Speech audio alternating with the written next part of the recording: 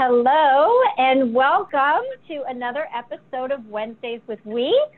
We have two of our We members here that I enjoy very much and had opportunity to be with them on a panel a few months back. But anyway, I will turn it over real quick to introduce Mallory Merchant and Alma Arroyo. So Mallory, why don't we start with you introducing yourself, your company, and how long you've been in the industry.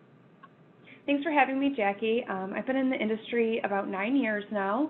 I'm with RC Merchant, a manufacturer's rep firm based out of the Great Lakes region, and I reside in Detroit. Thanks for being here. And Alma Arroyo with Omite Manufacturing. I've been in the industry a little over 20 years. Our Omite is a manufacturer of electronic components, resistors and filters and heat sinks. Very good. Well, it's very nice to have you both here because we were just chatting how we were at an industry event together and you were both on a panel and I was helping to moderate that panel. And we were having really interesting conversation. This was back in February, so, who knew what was to come, right? We were talking about progressive strategies at that time and thriving going into, the new modern time. And who knew when we were talking about working remote and flexible hours and all these things, what was to come? So I was just curious, maybe Alma, I'll turn it over to you. Maybe we should regroup on some of what we talked about and what we feel like is essential at this point, not that is an option, but what's essential for today's business and moving beyond. Well, with what I do, I'm in sales. So most of my life was on a plane in front of customers. And what was essential back in February when we were having this conversation has been completely upended. And my life has had to change dramatically because I'm in front of customers now, but I'm in front of them by video chatting and video working. And, it's different for me because I like to be in front of people. And it's a different way of doing things. And I have to learn how to do my job differently. But, thankfully, because I did travel quite a bit, a lot of my work was done remote anyway. So now I'm just at home remote every day. Yeah. So what do you think about, things like, and Mallory, maybe we'll ask you too. We had actually chatted about, flexible working hours, caregiver leave, all kinds of, progressive strategies. Where do you think that plays in now, some of these things we talked about? Yeah, it's really interesting with the cultural shift that's going on because I think so many of these strategies were being implemented anyway, albeit kind of slowly. And being quarantined and having to deal with COVID has just really pushed us into embracing these technologies. So working from home, flexible hours, people are trying to deal with caring for their children that are at home as they're working.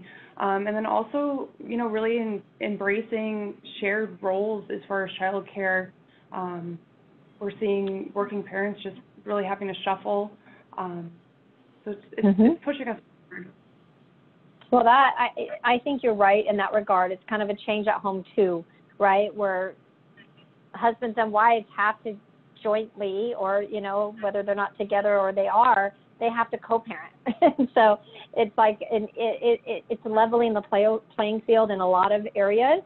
But we also talked about, in our industry, we kind of have this gap right now with some of our mature veterans in the industry, people that have been in the industry for a long time, and other people that are more up-and-coming leaders like yourself, Mallory, and how we are now really taking opportunity to hear the voice of our youth in the industry. Whereas I think before, even I think you had said it, is that we were more expecting our youth to fit into our program. But now we have to kind of merge together and really we have to learn from you and you guys learn from us. So maybe, I don't know, do you want to comment on that? Yeah, I think this has been really an interesting part of the shift is, when I started in the industry about 10 years ago, it seems like millennials have always been kind of asked to adapt to the culture that existed, and that makes sense. But I think as we shift to being more of a technology-based role, a lot of our skill set is really helping us succeed. And in many cases, I think that the older people in our industry are really tapping into our knowledge to help them be successful at their jobs. And I've kind of seen like a reverse mentorship role happening, which has been kind of an exciting opportunity to really embrace each other's skills and kind of start from a place where we're able to really help each other and come up with a better overall solution. Yes, I agree. So we have our re-mentorship program. And like I said, we have the next round coming up in September. And I want a young professional to be my mentor. I would love at some point to mentor somebody if they decided they wanted that, but I would love the opportunity to be mentored by a young professional in our industry. What do you think, Alma? I actually think that's a fantastic idea because, after being in this industry 20 years, you fall into a pattern and habits that, may not be as good as, somebody who's learning and coming up into the industry today. So, I'd love to learn from somebody and see their skill sets and what they're doing differently that could help me improve what I do on a daily basis. Absolutely. Right. Yeah, so I think it's exciting. I think we're in a new time, and I think we all get to be a part of everybody coming together. So anyway, do you have any final thoughts before we end our session? I know, it's so hard because we're just talking real briefly, but fun to talk about what's working now and what's going to work later. I just honestly, I think that we're talking about it. I think that's one of the things that you were very strong on, during the conference we attended. Have those conversations. Don't be scared to have that conversation. Talk about it. And I think now that we're living in this new time in our lives that's unprecedented, I think we are talking more because there's really no choice anymore. You want to, give your knowledge to people, and people are taking it. And, Mallory, I think you mentioned earlier about, you helping, some of the generation of people that were not used to working remote. I think it's great as long as they're reaching out to you. And I think that has, you don't have a choice. You have to do it. Yes, and Mallory, I'm just curious real quick, do you feel listened to, like when you're giving your input at this stage compared to maybe prior times? Do you feel like you're being valued more? Absolutely. I think, this situation has put us all in a place where we have to kind of get out of our comfort zone. Obviously, there are many things about our previous role that we would love to go back to, but there is a silver lining. It's pushing us to kind of progress a little bit more quickly, learn more about technology, be more flexible.